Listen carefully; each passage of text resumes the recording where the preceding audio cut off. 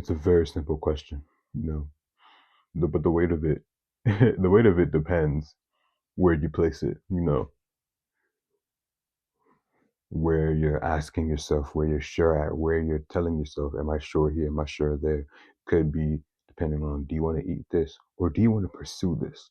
You know, when I ask myself, or when you ask yourself those questions, you know, for me, a lot of the times I tended to realize that a lot of those things that I believed about me, or that, you know, I wanted to do, they weren't even mine to begin with. You know, we cling on to the voices of the world, the he say, she say aspect of life, and we try to find our value in man. We try to find our value in the crowd. We try to find our value in the masses, um, through assumptions, through judgments, and over time, you know, they start to stick to us. They start to layer themselves upon us, and we get so comfortable and warm with those voices that we don't even tend to think that, oh, this isn't even mine. You know, we've been given this blanket of identity, false identity at that, and we get so afraid to take it off. We get so afraid to let that thing go, because if when we do, we lose something that we thought was ours. You know, and on that, you begin to fold. You begin to run away from your own reflection. You begin to shy away from who you truly can be. You know, a lot of the times we need to start our mornings by just saying, I am this, I am that, I am. Not, oh, but he said, oh, but they said, no, I am. You know, you have to be so sure in yourself that not one opinion can throw you, you know. When God spoke to Moses through the burning bush, he didn't give a resume. He didn't hand out a list of what other people have said about him. He said, I am that I am. That's simply just power in itself. That presence, that identity that is rooted in itself and not inside of outside commentary, you know. And sometimes I get it. I get it. You know, we we've been told to trust others. We've been told to, you know, look outside for who you are, you know, look externally, you know.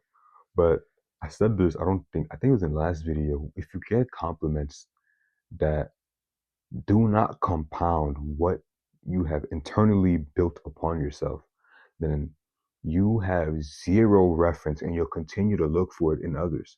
You'll continue to look for it inside of, you know, a crowd, and that crowd is not you. That crowd has never been for you. You know, that crowd is only looking for something that can sustain it. That crowd is always looking for something that, you know, that can give it what it wants. You know, we walk around carrying that he say, she say like it's the law, but the truth is, you know, most people who speak on you don't even know you. You know, if they don't know you personally, do not take it personal. You know, we tend to inherit these people's insecurities. We tend to inherit these people's opinions, like, you know, like it's oxygen, like it's something that we need to live. No, you don't. You don't need that. You know, we get so desperate for we get so desperate for human validation that we forget, we forget that this world stoned a perfect man. They crucified a perfect man. You know, and that's where the danger is. I feel like the danger is within looking outside of him. I feel like that danger is looking in places where he never was, you know, looking in places that do not carry him, you know, because 99% of the times they'll be wrong, you know. But those places are so advertised. Those places are so, you know, places are, you know, the ones that everybody are. You're not for everybody. You weren't placed on this earth to entertain anybody. You know what I mean? You weren't placed on this earth to go and shook and jive. That's not funny.